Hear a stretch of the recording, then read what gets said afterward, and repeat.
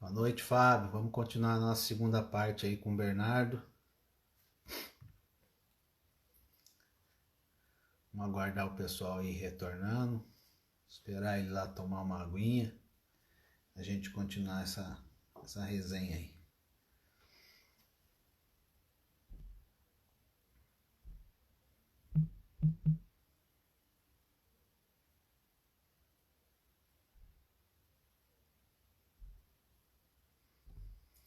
Wilson, tudo bom, Wilson? Nós estamos na segunda parte com o Bernardo. Bruno. Acabei de encerrar a primeira parte, Ivonei. Esperar o Bernardo lá aparecer novamente. Dar um tempinho para ele tomar uma água, alguma coisa, a gente já retoma. Já que ele retoma aí. O Mauri. Solano.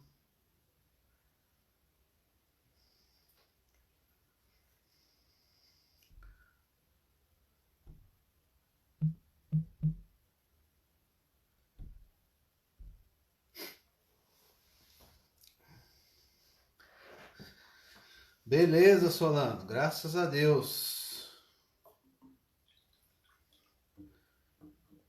Vamos aguardar aí.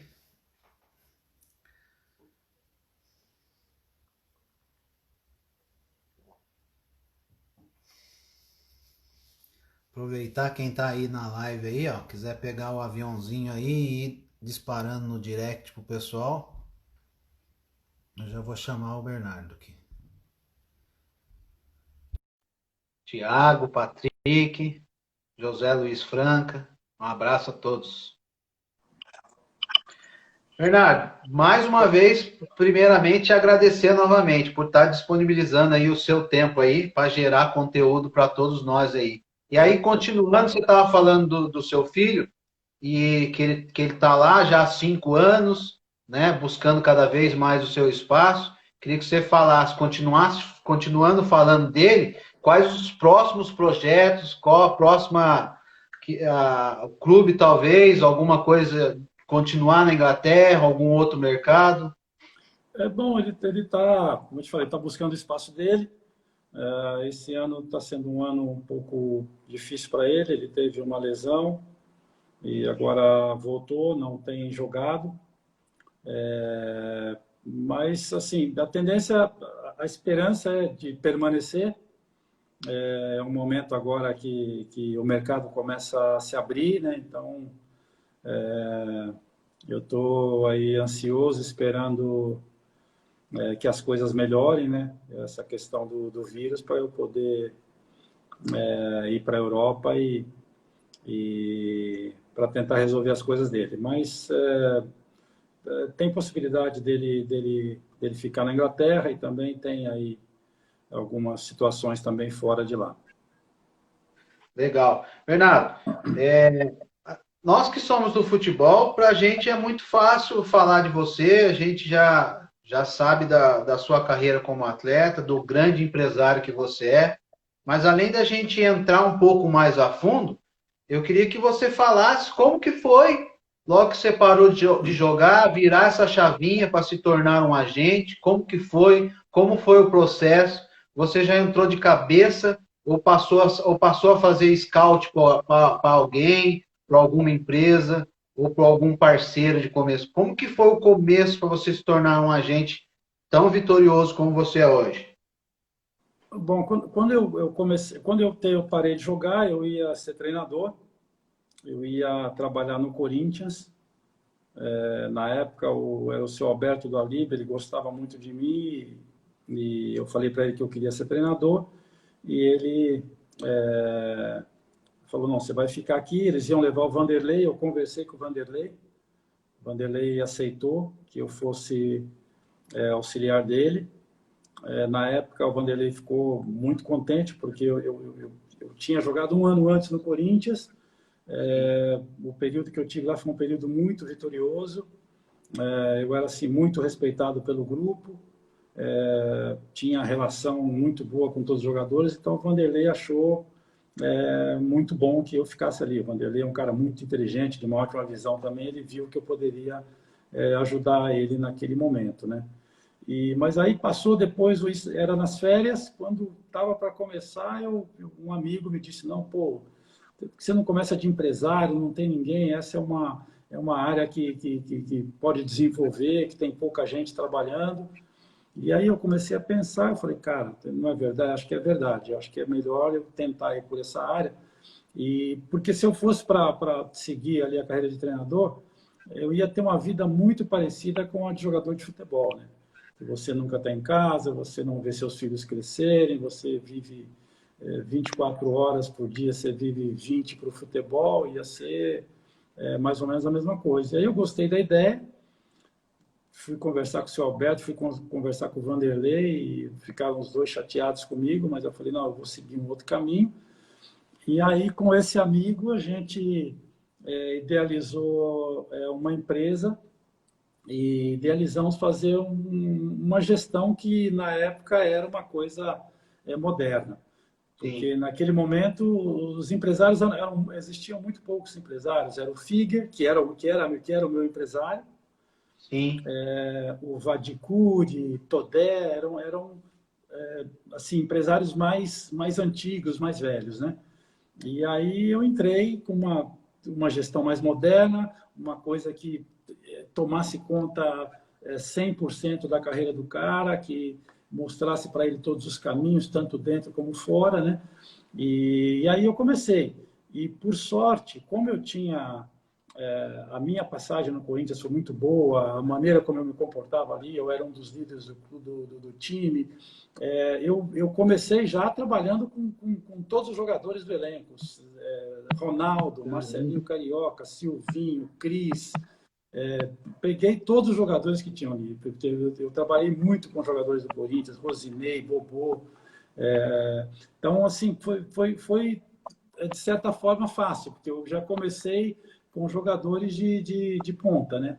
E aí eu segui a carreira, já fui logo fazendo negócio, vendendo jogadores para a Europa, já levei o Silvinho para o Arsenal e comecei. Então, eu tive inúmeros jogadores, assim, dominei o mercado por vários anos e até que chegou um momento em que eu me cansei um pouco e dei uma relaxada. Começaram aí a entrar, depois de uns 10 anos, começaram a surgir novos jogadores, vários trabalharam comigo, como o Fábio Melo, começou no meu escritório, o Márcio Riverino começou no meu escritório, e começaram comigo.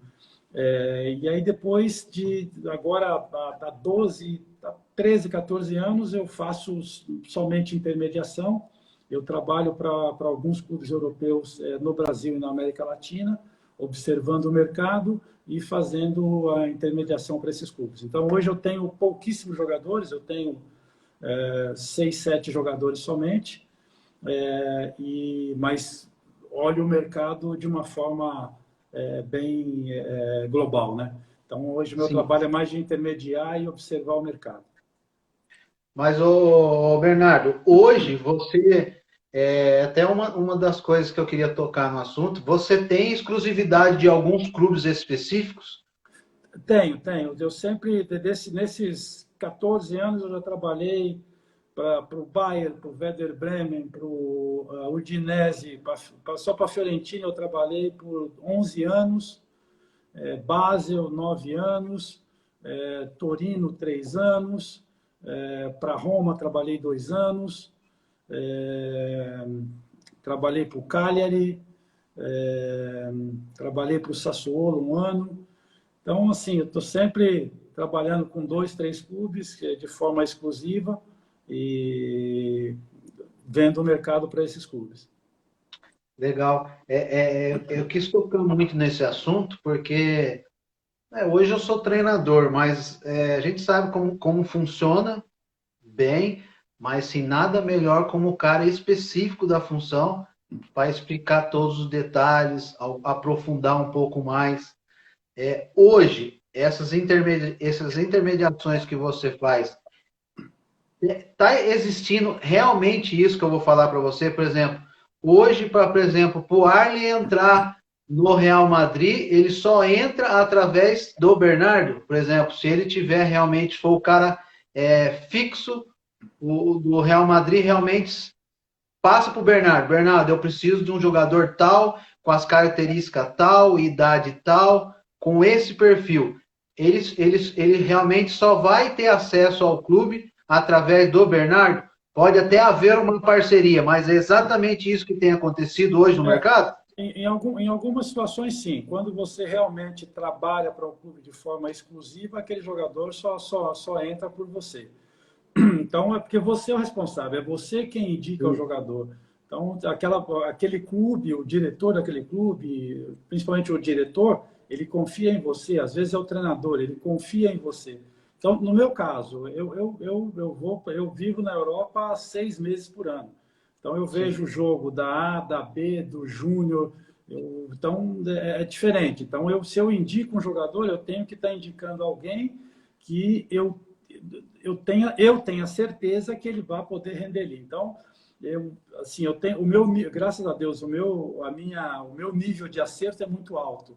Então, principalmente na Itália, graças a Deus, eu tenho um ótimo nome, justamente por isso, que eu trabalhei para um cara especificamente, trabalhei para um cara por 11 anos, que chama-se Pantaleo Corvino.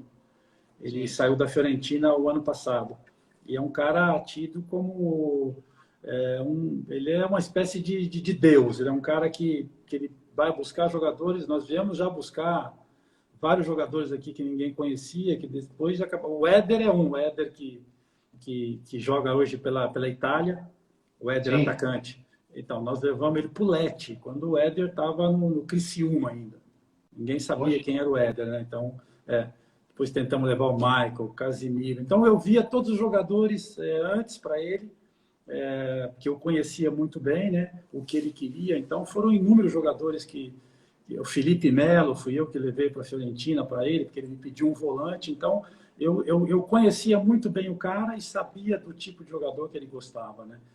Neto, o goleiro do Atlético Paranaense, que eu que levei também para a Fiorentina. Então, foram vários jogadores que eu levei, o Jonathan, lateral do Atlético Paranaense, eu que levei para a Inter também. Então, assim, o trabalho ele parece fácil, mas não, porque existe uma responsabilidade muito grande de você fazer o cara gastar 5 milhões, 10 milhões e depois, então, não, e não é, e o cuidado não se restringe somente à parte técnica, né? Então, você tem que saber quem é o homem que está por A trás daquele índole, o atleta. caráter. Exato, você tem que saber. Então, eu particularmente faço toda essa investigação. Eu, para indicar alguém e falar pode comprar, eu tenho que conhecer muito bem a pessoa. Então, isso leva bastante tempo. Não é uma coisa de você vir no estádio, ver 2, 3 jogos do cara e falar, não compra. Não. Depois você tem que correr atrás e ver quem é o cara, tudo que gira em torno da família. É complexo. Pelo menos essa é a minha forma de trabalhar.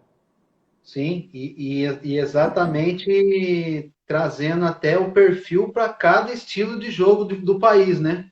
Um país como a Itália é um futebol diferente, a Espanha é um outro tipo de futebol, o inglês é um outro tipo de futebol, porque nós analisamos, você pode falar melhor, às vezes o jogador ele tem o talento, mas às vezes ele não se encaixa no perfil do Então, país, do estilo de assim, jogo, né?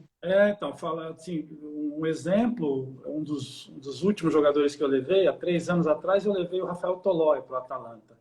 Sim, E aqui ele não podia sair na rua aqui em São Paulo, que a torcida de São Paulo queria matar ele, não exato. gostava.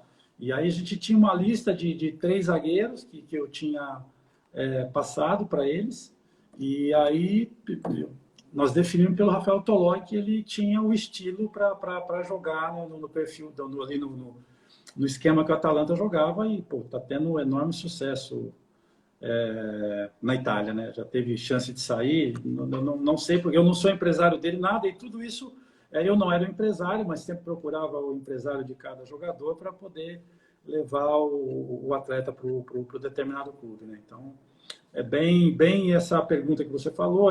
Nesse caso da Fiorentina, eu era o cara é exclusivo do clube para o mercado brasileiro, do Atalanta também, quando eu levei o Rafael Tolói. Então, mas você sempre leva. Se o clube quer o jogador, se o jogador é bom, independente se você é exclusivo ou não, o cara vai. Sim.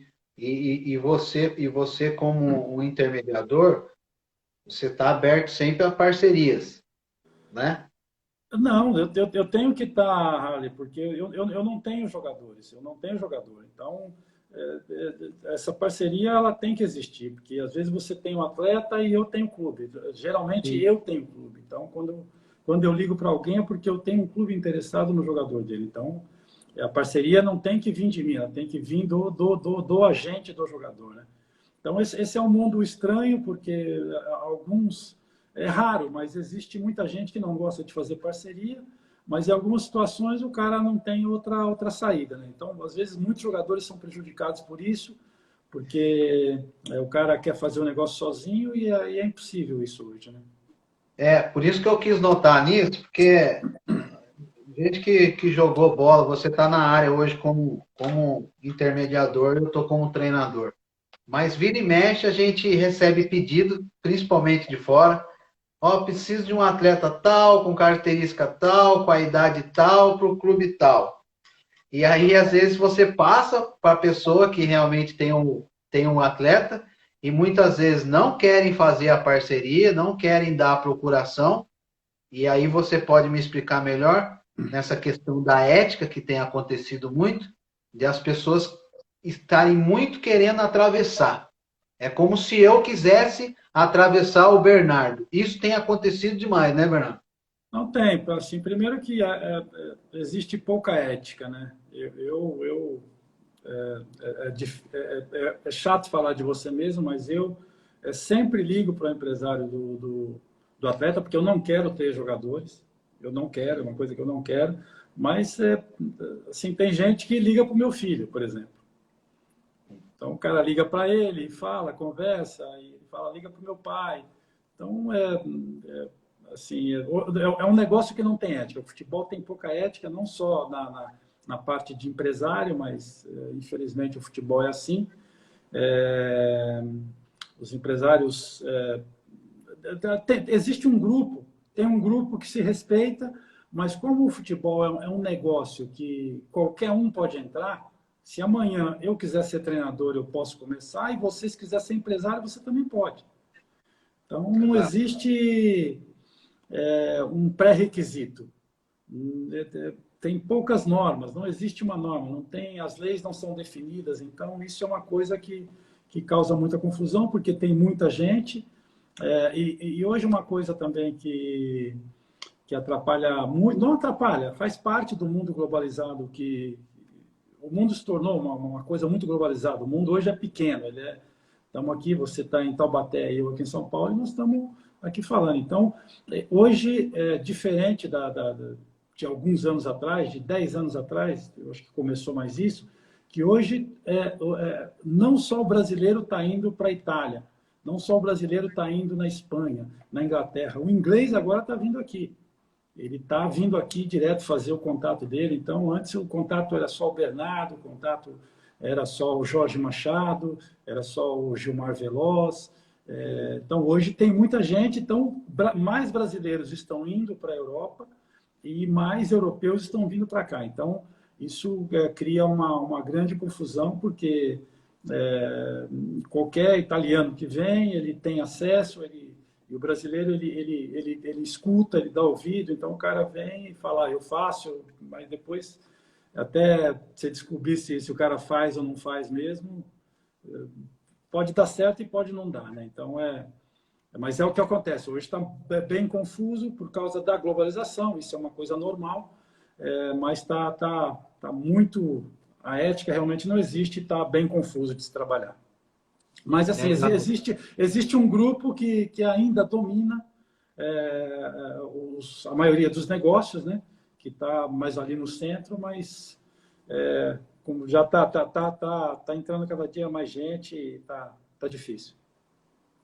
Exatamente isso também que eu queria notar. Tem o Júnior Fael, ó, Bernardão, grande pessoa, um grande amigo, excelente profissional.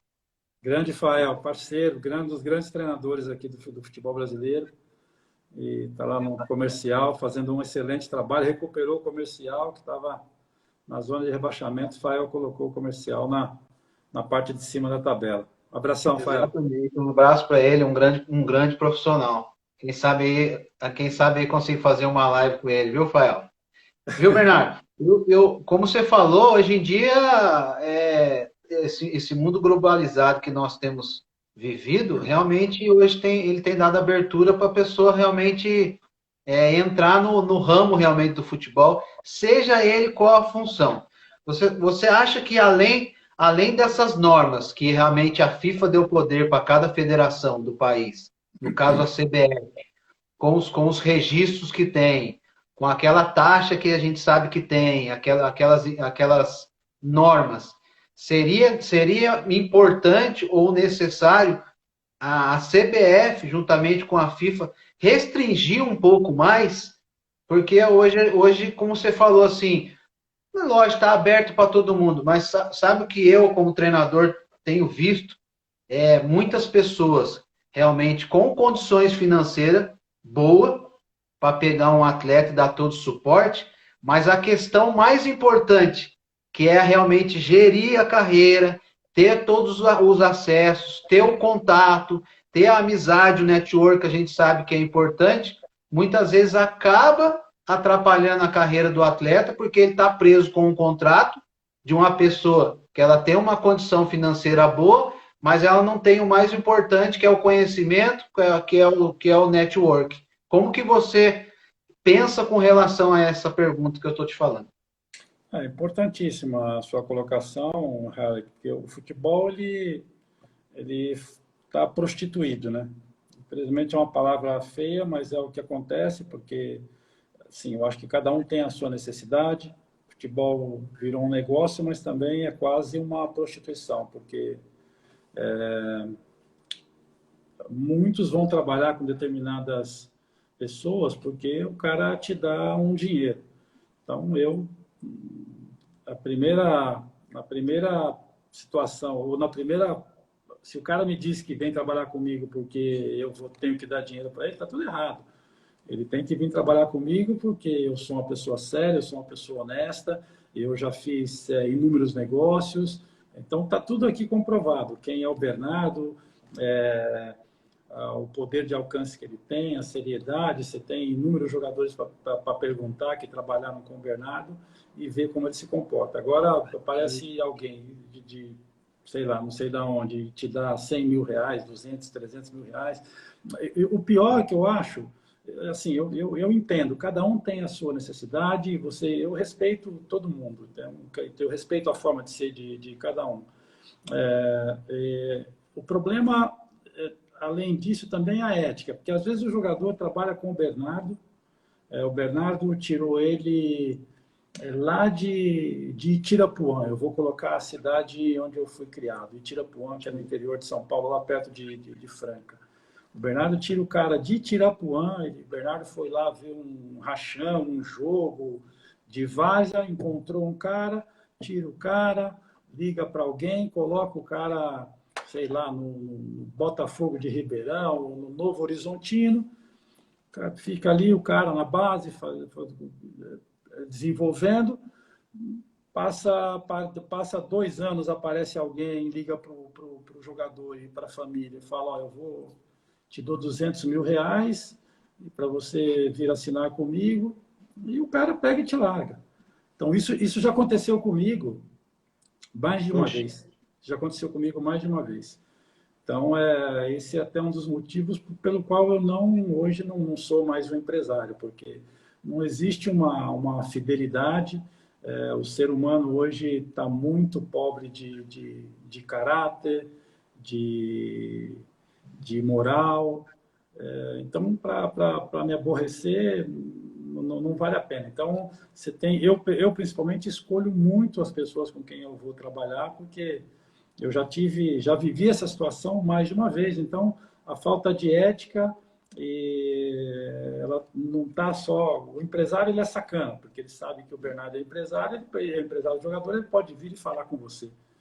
E aí ele vai na família e a família esquece tudo que você fez. Então, todos os empresários praticamente já viveram esse problema. Então, você vê jogadores aí, jogadores famosos, que assinou com 4 representantes diferentes, pegou dinheiro de 4 caras. É o fim do mundo. Então, é aí que eu te falo que virou... os jogadores estão se prostituindo. O futebol está prostituído, né? Está complicado.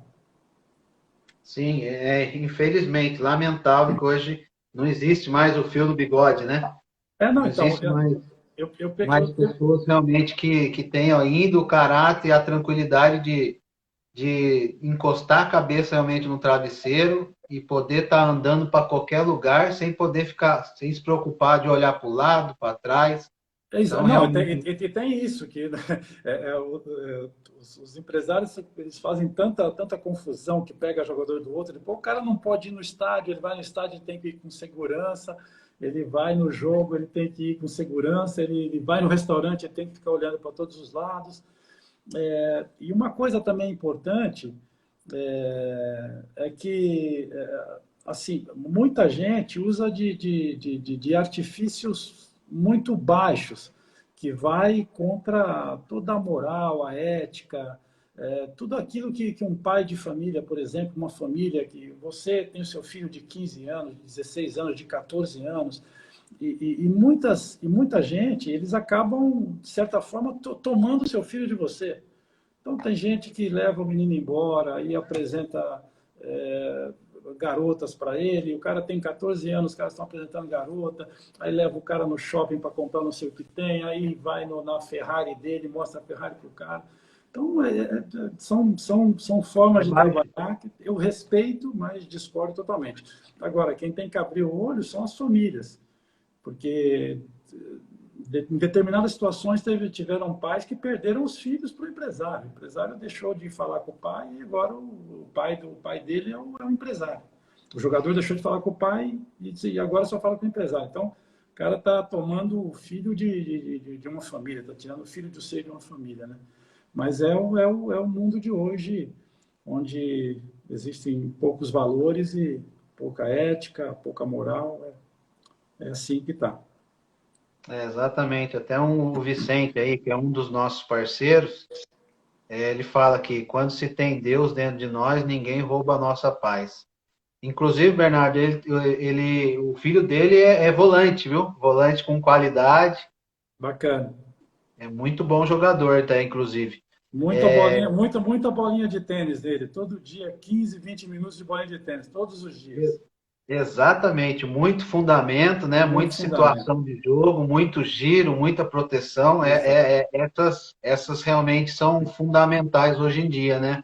Ô Sim. Bernardo, eu queria que você desse uma explicação, principalmente para o pessoal que está aí acompanhando a live, porque a gente hoje se vê muito, falando realmente na sua área, muitas pessoas aliciando atletas, aliciando crianças, querendo já fazer um contrato com o pai, e nós sabemos que isso não é legalizado, né? Eu queria que você desse um apanhado geral nessas questões que nós sabemos que primeiro contrato profissional com 16 anos, só pode alojar a partir dos 14, de 14 anos, né? Eu queria que você desse a sua explicação para muitas pessoas que estão aí, que pode ter um filho, um sobrinho, um primo, um irmão, passando por uma situação dessa, de pessoas já querendo fazer contrato com crianças de 6, 7, 8 anos. 7, 8 anos é ridículo, né? Não existe. Às vezes me ligam, falam, tem um jogador de 7 anos, 8 anos. Eu falo, gente, eu compro uma vaca holandesa porque tem que dar muito leite ainda, até falar que é jogador, né? Então, não, é muito novo. Para começar a falar de jogador, tem que ter 14 anos, de 14 para cima, né? Porque até lá tudo pode acontecer. De 7 até 14, já tivemos aí inúmeros exemplos aí de jogadores que eram fenômenos nessas idades, né? Até hoje, você acha um monte. Eu recebo centenas de vídeos aí por mês, né? Assim, quando me chamam, eu digo para os pais o seguinte, que a primeira coisa é que o filho, até 14 anos, ele tem que ficar do lado dos pais. A lei já prevê isso, que você não pode trazer um menino de Taubaté para São Paulo para ser alojado, né? E quando me ligam, o cara me liga do Paraná, o cara me liga do Mato Grosso, eu falo, cara, pô, qual que é o time que tem aí perto de você no Mato Grosso? É o Sinop? Põe, não, mas ele tem que jogar. Falei, cara, se ele for bom no Sinop com 7, 8, 9, 10 anos, o São Paulo vai aí buscar ele, vai ficar sabendo dele. Então, até essa idade, eu aconselho que os pais não deixem os seus filhos saírem da própria cidade. E muito menos ir trabalhar com alguém, entendeu? Eu acho que você tem que pensar em ter empresário depois dos 14 anos, que aí é quando a lei mais ou menos permite que você assine um contrato com o empresário. Mas eu acho que, assim, e tem que escolher bem, saber bem quem é a pessoa, entender bem o meio que aquela pessoa vive, como ele é aceito como pessoa, não como agente, como empresário, porque às vezes o cara é rico, o cara dá dinheiro para o clube, ele manda no clube, a gente sabe que tem muito disso, mas eu acho que os pais deveriam ver quem é o homem, quem é aquela pessoa que vai cuidar, passar a cuidar da carreira do filho dele, né? Porque senão corre o risco de acontecer algumas situações que eu te falei, que o garoto deixa a família e passa a ouvir somente um empresário, né? Então, eu acho que a gente começa a falar em jogador de futebol mesmo a partir de 14 anos, pelo menos é onde eu, Bernardo, começo a entender que ser capaz de falar, não, pode dar certo, ou não, esquece que não dá certo. Agora, tem alguns gênios que com 7, 8 anos, às vezes o cara é bom realmente, o cara faz toda aquela, né, jogando na categoria dele, ele é diferente, mas até falar jogador de futebol e assinar contrato com essa idade é absurdo, é um dos absurdos, mais absurdos. Outro absurdo eu vejo eu vejo um monte de live, eu entro um monte de live, eu vejo aí treinadores, etc., treinando, dando musculação para jogadores de 7, 8, 9 anos, eu fico abismado, né?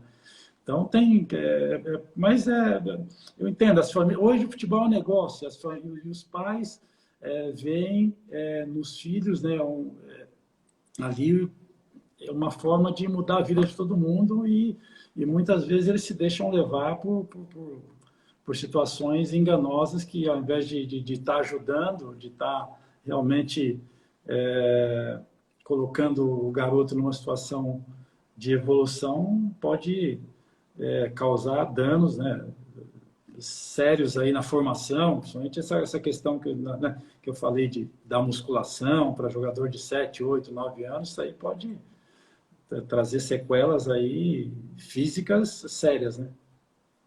É verdade. Eu, além de ter jogado um pouquinho, não tive a brilhante carreira como você, mas consegui me tornar um atleta profissional, jogar por mais de 10 anos. E aí, quando eu decidi ser treinador, eu também quis fazer a faculdade de Educação Física. Então, também sou formado em licenciatura e bacharelado, que eu acho que é fundamental você aprender também a metodologia, né, da educação, aprender o processo de maturação da criança, do adolescente. Então, isso aí que você falou é realmente fundamental. Você também já teve a oportunidade e também trabalha na questão com os treinadores também, na forma de intermediar? Não, eu não trabalho com treinadores, eu tive várias situações que eu já ajudei amigos. Eu tenho, assim, graças a Deus, eu tenho muitos amigos espalhados no mundo inteiro, muitos parceiros, e eu recebo pedidos de treinadores também, mais treinadores de nome, né? Sim.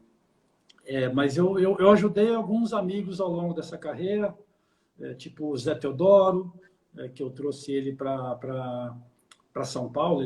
Depois que ele parou, ele começou como treinador lá em Goiás, e aí eu trouxe ele para o Rio Branco. Dario Pereira também, eu já trabalhei com ele, Márcio Araújo também.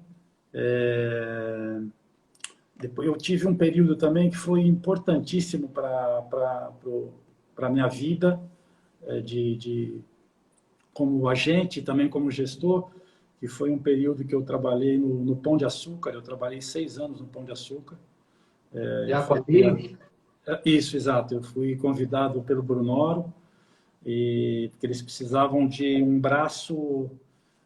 Foi no início do projeto, o projeto tinha 2 anos, 3 anos, e aí eles precisavam de alguém para fazer a relação do Pão de Açúcar com os outros clubes, porque era um clube basicamente formador e eles queriam abrir mercado para vender, né? E aí eu fui convidado pelo Brunor, e aí tive a felicidade de ficar 6 anos lá com o Brunor, o Soleiro e o Thiago Escuro, né? E aprendi muito na parte da gestão com essas 3 pessoas, cada um na sua área. O Soleiro, uma pessoa fantástica, que é um cara da indústria, né, de gestão, com a Bíblia. O Brunoro, todo mundo conhece, e o Thiago, que estava começando, mas já dava para ver que era um cara diferenciado, né? Então foi um período que eu aprendi muito na parte da gestão, e aí comecei a abrir frente, apresentar o Pão de Açúcar para os outros clubes. Aí fui eu que vendi o Paulinho, eu levei o Paulinho para o Bragantino, depois levei o Paulinho para o Corinthians, aí tive o Bruno Pérez, Everton Páscoa, quem mais? Alguns garotos que a gente levou para a Itália, da categoria de base também, que aí eu comecei a fazer parcerias do Pão de Açúcar com os outros clubes, que o Pão de Açúcar tinha uma mentalidade europeia, tinha uma gestão e uma filosofia, né? Os treinadores iam para a Holanda, especialmente, e holandeses vinham para o CT para intercâmbio de estilos, né? Então, o clube sempre teve buscando uma forma europeia de gestão e de estilo de jogo, né? Então, isso facilitou bastante e abriu muitas portas para que a gente colocasse vários jogadores. E aí você vê Paulinho, Paulo Roberto, Bruno Pérez, que está na Roma, que é que está já na Europa há alguns anos. Então, eram jogadores que já atuavam no modelo de jogo mais europeu e que tiveram facilidade de adaptação por onde passaram, né? Sim, ó, vou dar um abraço pro nosso amigo aí, ó, Fábio Carilli. O grande Carilho, hein? Grande Carilho. Carilli é 10. Tem muita amizade com ele, muito respeito e admiração, porque hoje a gente tem uma amizade legal, mas um cara fantástico, humilde, que me abriu as portas também para acompanhar o trabalho dele, e eu falo para ele que eu sou eternamente grato. Ô O Bernardo, com o contato que você tem mundialmente e essa experiência, não só como agente, como intermediário, como gestor também que você foi, e nós temos visto aqui no Brasil muito se falar em um clube empresa. Você acha que a tendência aqui de alguns clubes no país é realmente virar o clube empresa? E pelos contatos que você tem, você acha que essas pessoas, chineses, sheiks, a tendência é eles realmente virem para o país e acabar adquirindo alguns clubes? Você já ouviu alguns comentários assim de fora, na Europa, na Ásia, no Oriente Médio, a respeito disso? Não, não, eu nunca tive nenhuma sondagem. Você vê que a tendência é que esses grandes investidores, sheiks, russos, eles preferem quase sempre os clubes europeus.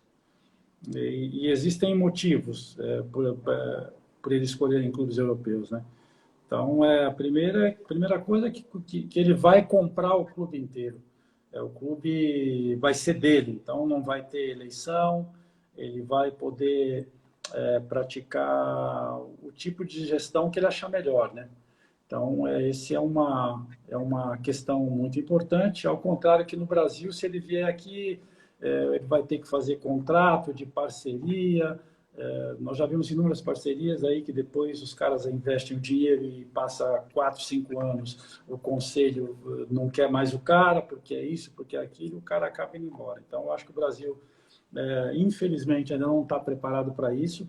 Eu acho que os clubes estão caminhando de forma muito séria e determinada para a falência. Eu acho que todo mundo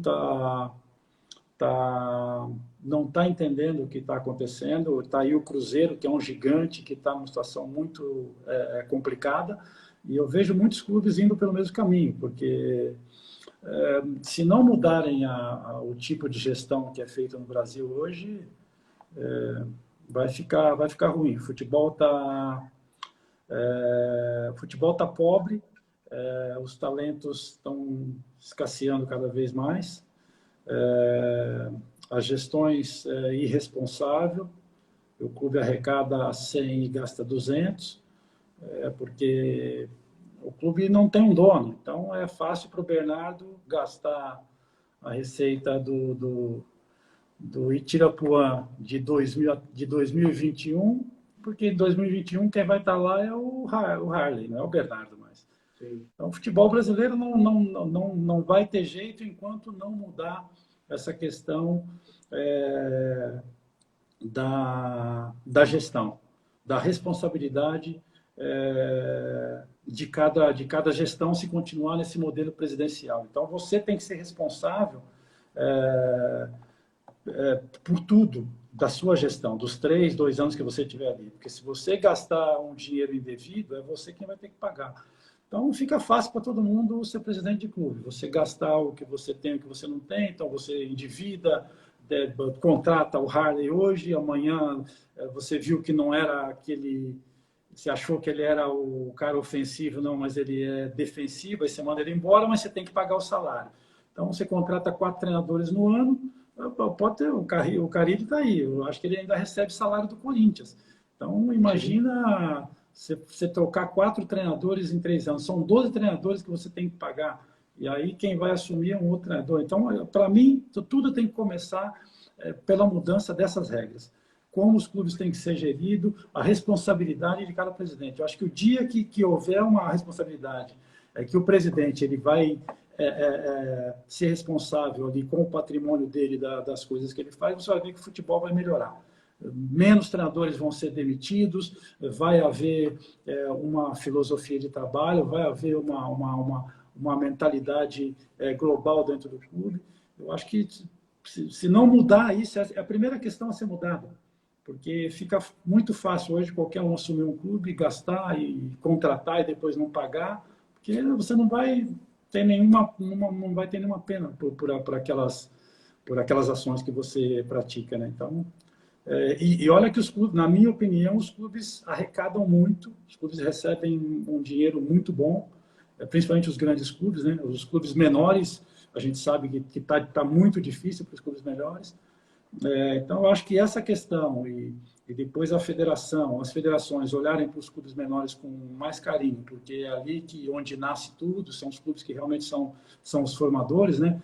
Criar um projeto onde os clubes realmente do interior joguem com jogadores mais jovens, né? Para poder resgatar aquela coisa do Maíra que eu te falei, de quando eu cheguei lá, que era um clube formador, que chegava nas competições, que tinha 50%, 60% de jogadores em campo formados no Marília.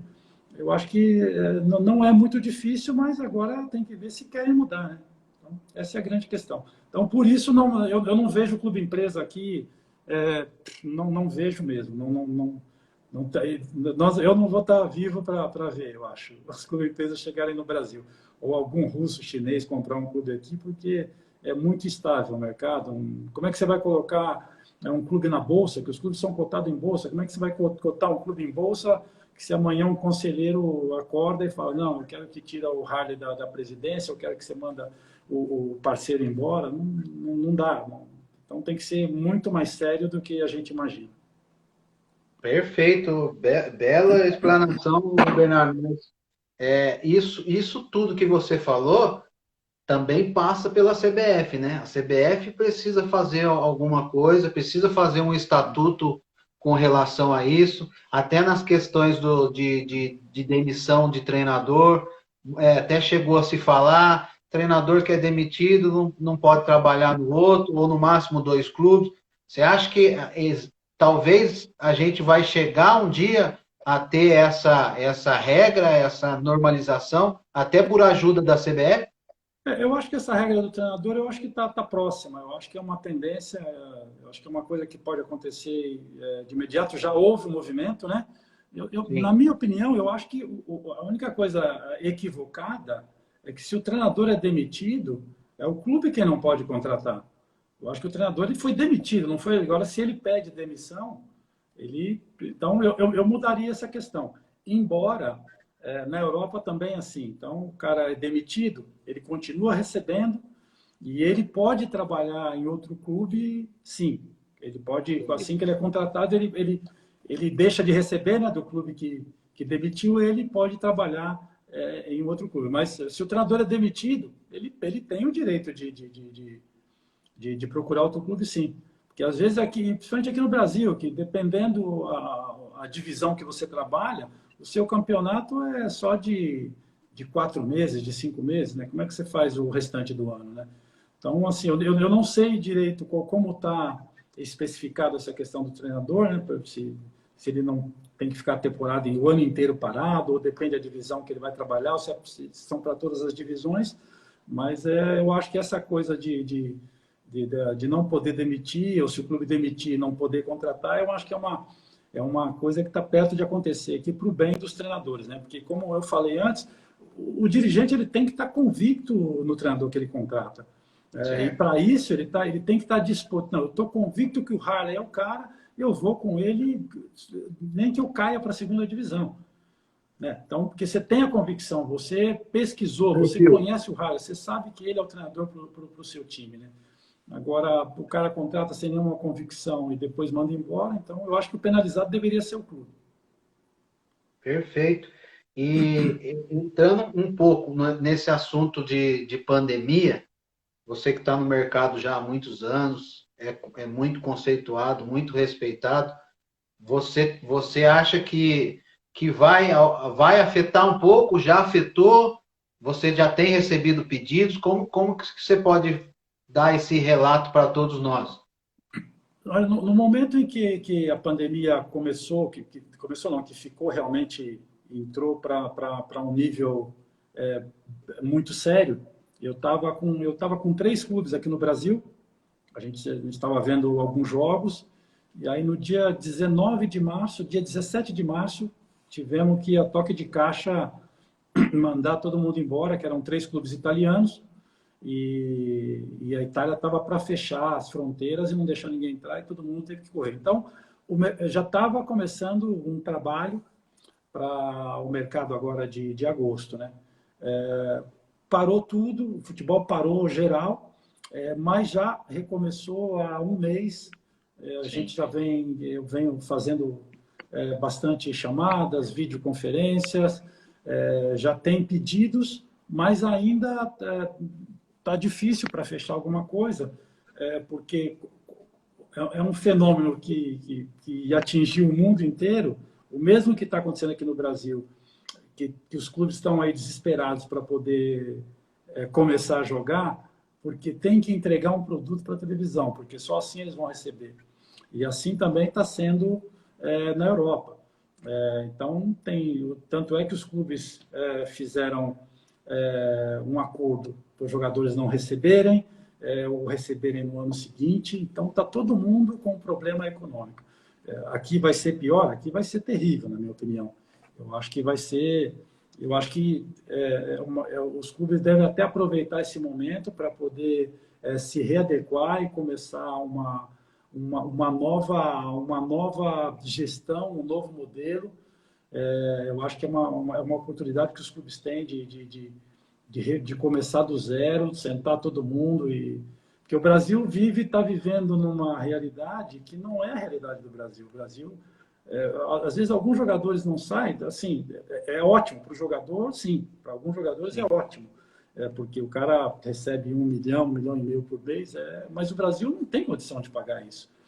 Então, aí cai naquilo que eu te falei, os clubes arrecadam 100 e gastam 200. Tem que tirar mais 100 da onde? Não, não tira.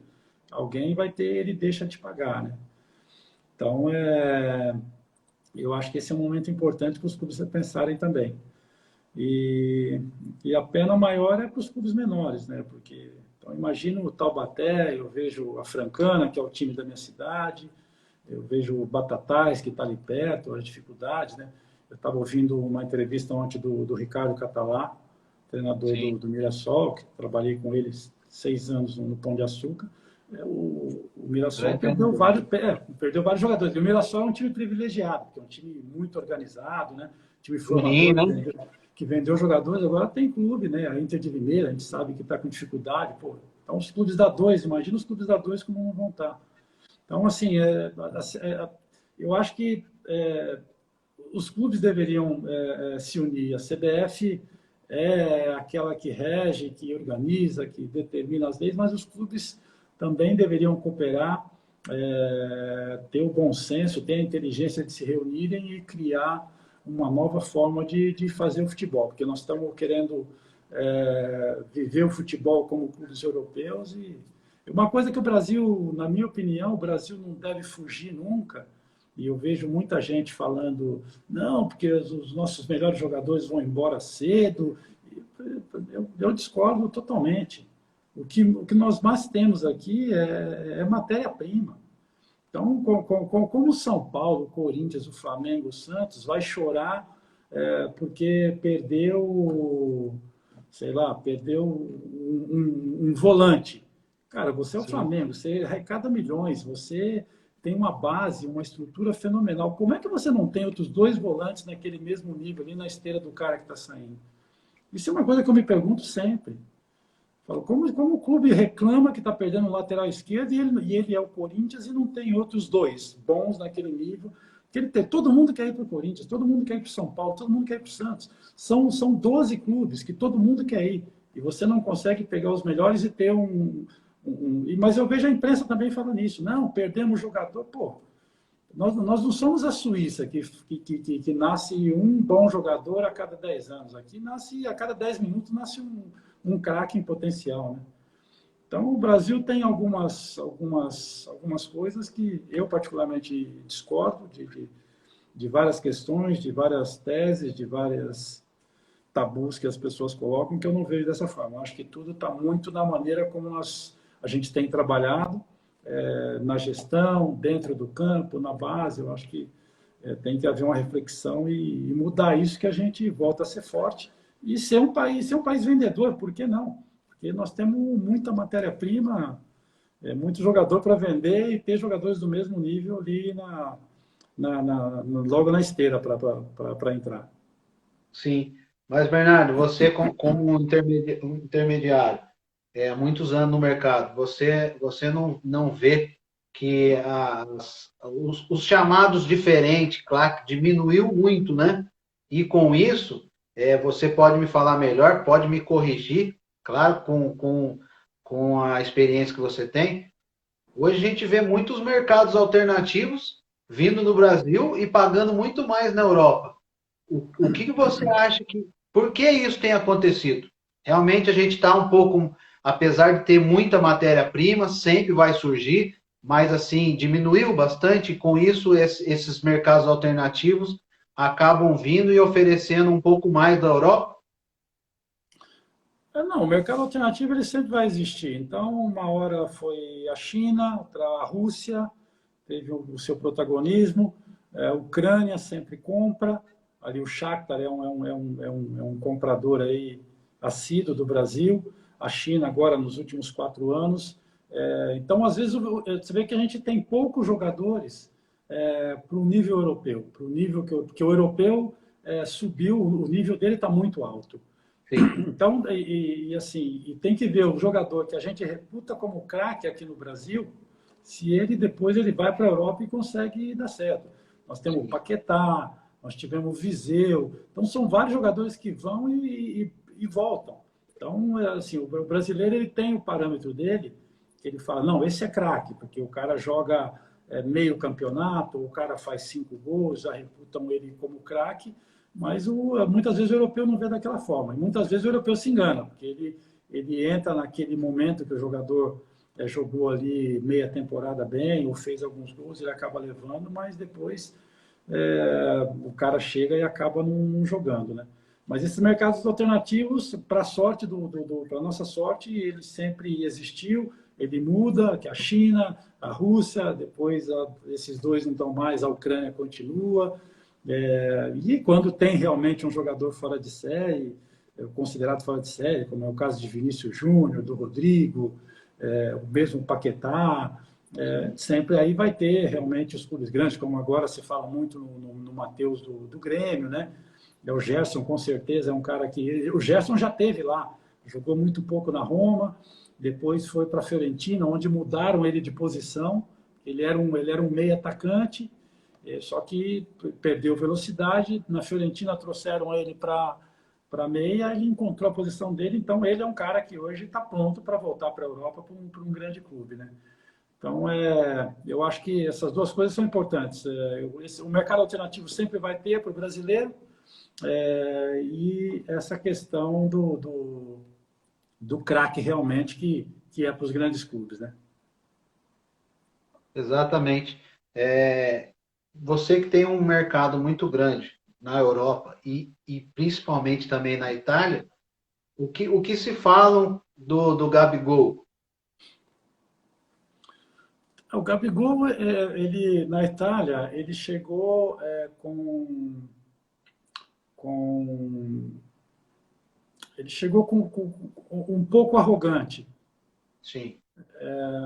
Assim, eu acho que ele não tinha o entendimento, ele não entendia a dimensão do país que ele ia, do clube que ele ia para jogar. E eu acho também uma coisa que o brasileiro tem muito, que isso não existe, mas aí vai muito da instrução de quem está levando falar. Eu, particularmente, quando vou levar o cara, eu começo a conversar com o cara, já falo para ele sobre futebol, já mando vídeo, já mando jogos, porque assim, os jogadores hoje eles não estão, eles são um pouco comprometidos. Então o cara fala assim, vai para a Inter, ele é o Gabigol. Aqui no Brasil, com certeza, ele é um jogador diferenciado e ele tem todos os predicados para ser lá fora também. Mas só que Sim. tem aquela coisa do brasileiro que ele fala, não, pô, eu tô tranquilo, porque os caras lá são ruins, os caras, pô, chego lá, pô, eu dou aquela minha finta, eu faço aquele movimento, pô, não... Com certeza os caras conheciam o Gabigol, porque o europeu ele é muito comprometido, o atleta europeu. E o Gabigol achou que ele foi arrogante, achando que ele ia chegar e ia ser tudo muito fácil para ele. E quando ele chegou lá, pô, os caras corriam mais que ele, os caras se empenhavam mais que ele. Só o talento lá não vai resolver. Você tem que se igualar na disposição, na entrega, na seriedade, no comprometimento com que os europeus têm. Que eles têm isso de sobra, uma coisa que já nascem com eles, porque pela educação, pela cultura já é assim. Então, o brasileiro, muitas vezes, ele tem condição, é o caso porque o Gabigol tem potência e velocidade, que são dois fundamentos essenciais para você poder jogar na Europa hoje, né? Então, ele é potente e é veloz, e depois o cara é técnico, tem uma capacidade de definir absurda, né? Ele tinha tudo para triunfar, mas ele pecou nessa questão da arrogância, de chegar arrogante, mas para mim faltou quem assessorava ele ter enquadrado ele bem antes dele chegar na Itália. Então, assim, são várias histórias que tem que demonstra que ele errou, que ele levou um staff, motorista, segurança, sabe? Coisas que nem os próprios, que nem os grandes jogadores têm. Então, ele foi arrogante, ele foi arrogante, subiu na cabeça enfim, mas hoje eu acho que ele deve ter aprendido a lição e estaria pronto para voltar. Então, condições técnicas ele tem de sobra. Com certeza. Ó, Bernardo, a gente está para cair a qualquer momento, deve ter 2 ou 1 minuto. Então, antes de cair, eu queria te agradecer muito, ó, 30 segundos. Obrigado, a gente vai se falando no WhatsApp aí. Muito obrigado, irmão. Legal, Raio. Estou à disposição. Foi bacana esse bate-papo contigo. Obrigado aí para todos que estiveram presentes com a gente. Desculpa aqueles que eu não pude, que não deu para responder as perguntas, mas estamos aí no WhatsApp, Raio, à disposição. Deus abençoe, vamos se falando aí, tá? Amém. Muito obrigado, irmão. Fica Grande na paz. abraço. Tchau, tchau. Amém.